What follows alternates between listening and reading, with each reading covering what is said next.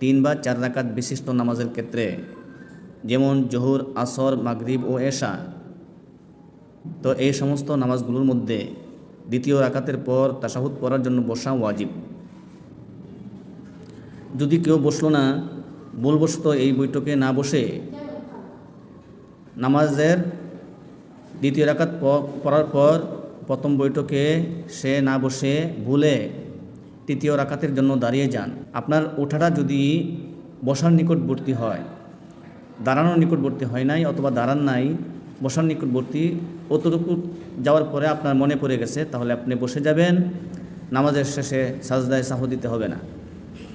আর যদি আপনার দাঁড়ানোর নিকটবর্তী হয়ে যায় অথবা দাঁড়িয়ে যান, তাহলে আর বসবেন না।